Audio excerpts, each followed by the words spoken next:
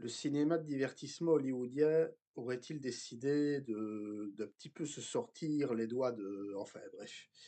Salut à tous et bienvenue dans cette, double critique, donc consacrée, comme d'habitude à de films actuellement en salle.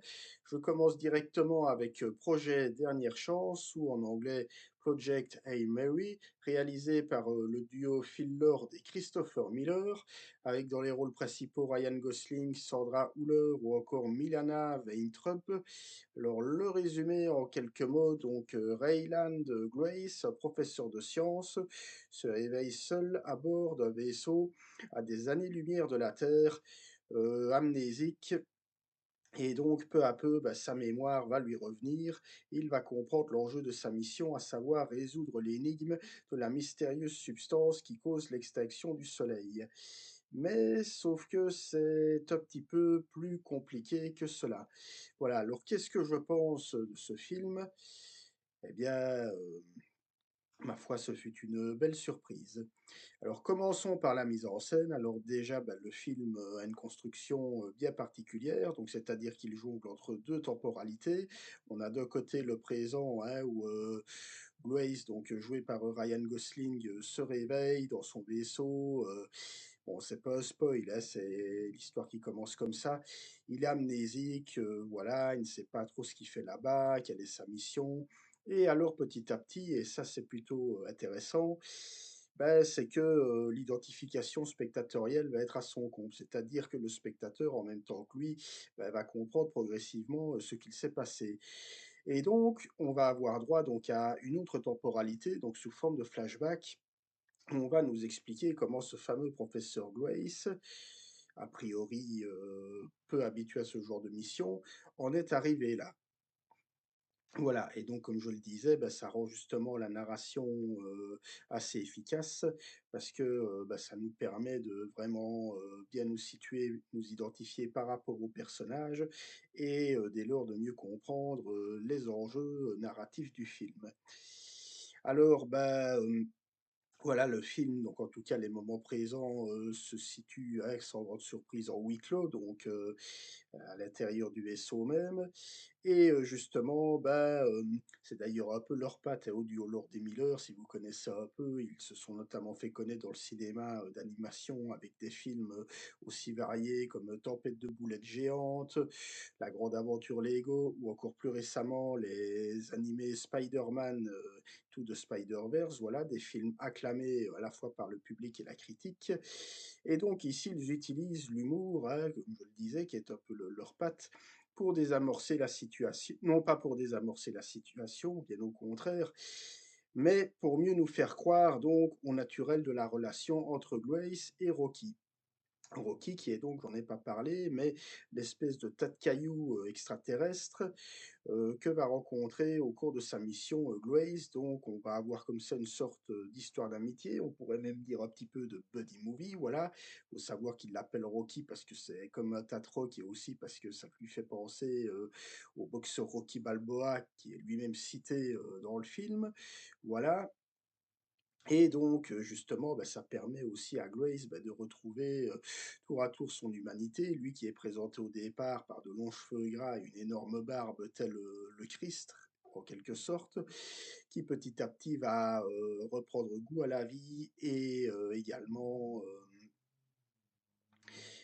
à l'amitié, enfin je veux dire via sa camaraderie, avec Rocky. Ça me permet donc, d'enchaîner sur le scénario, scénario qui parvient à combiner, histoire d'amitié et récit d'aventure. Alors au sens classique du terme, hein, il est question, si on peut le dire entre guillemets, de «sauver le monde», ou en tout cas la planète, hein, pour installer un nouveau soleil. Alors, voilà, c'est bien que ça soit un film situé dans l'espace, c'est quand même très différent de Interstellar de Nolan ou encore de Seul sur Mars de Ridley Scott, pour prendre des exemples de films spatiaux récents. Voilà, c'est avant tout un récit initiatique. Je le disais, hein, c'est un homme qui, a priori, voilà, n'est pas taillé pour ce genre de mission, qui est même un peu lâche, hein, il le dit lui-même, il veut pas participer.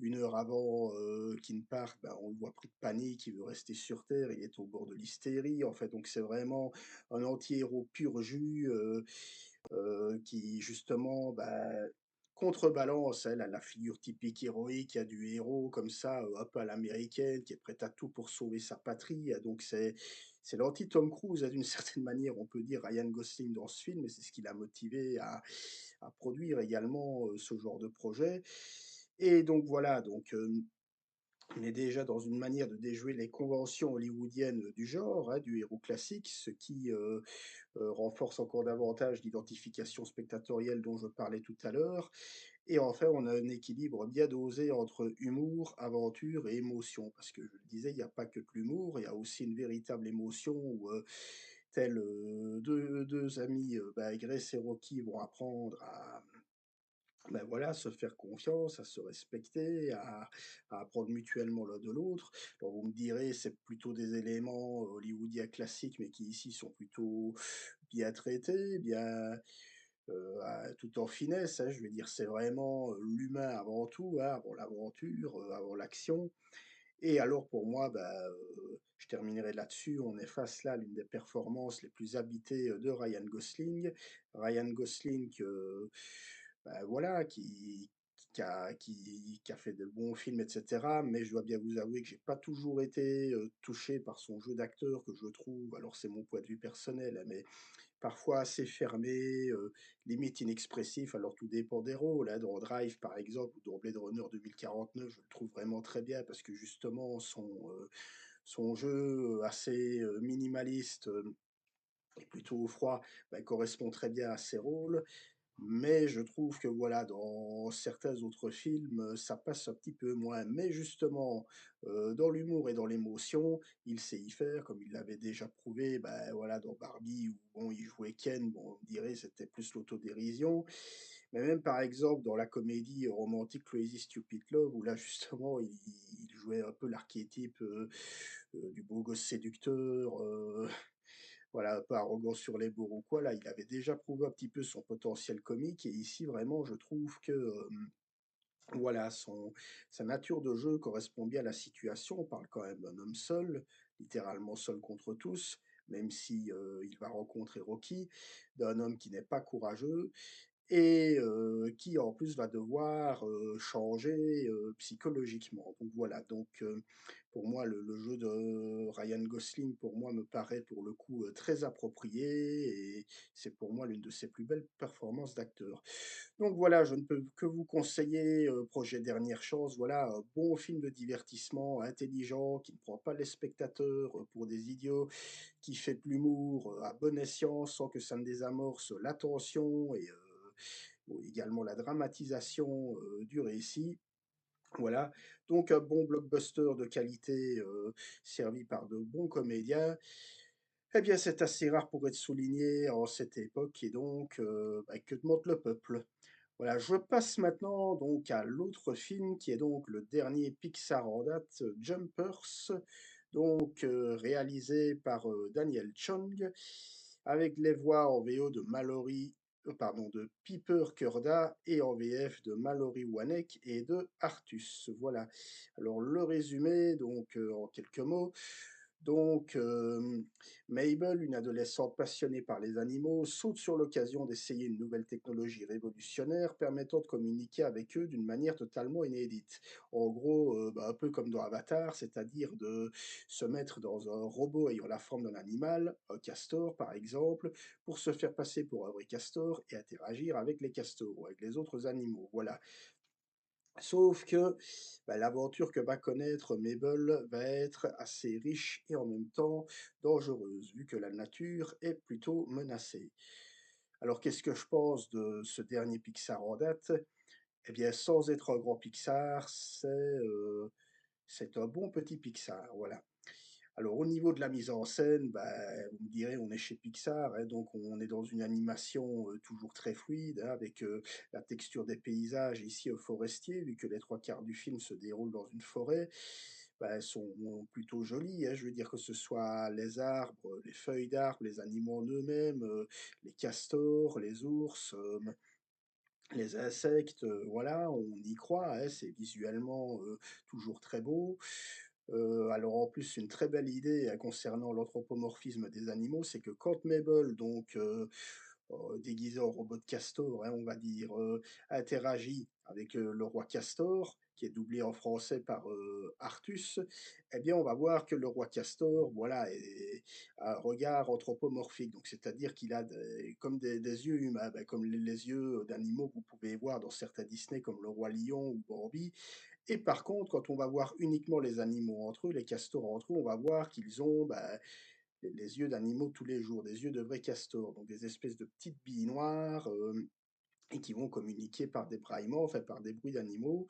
Donc ça, pour souligner le contraste, animaux et humains, je trouve que ça fonctionne plutôt bien. C'est une belle idée, de, mise en scène, voilà.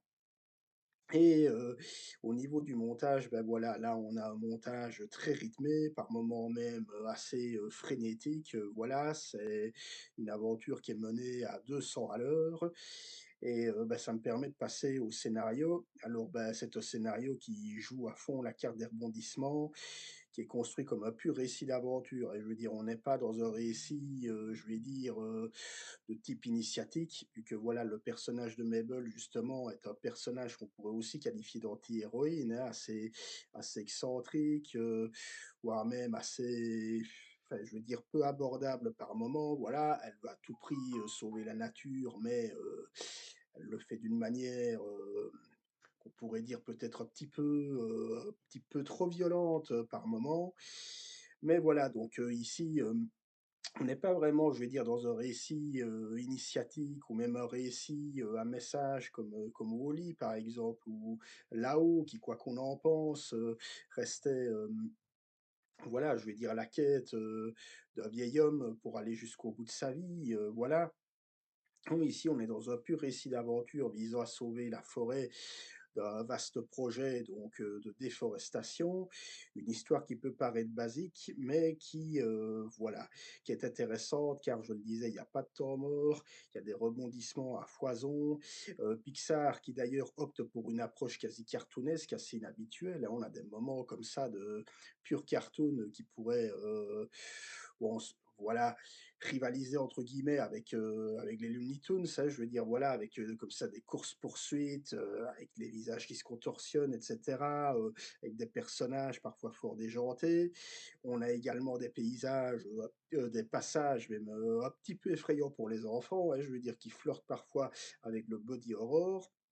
Donc je le disais, de bonnes idées qui sont mises au service du récit, qui sont pas là uniquement pour, nous en mettre plein la vue.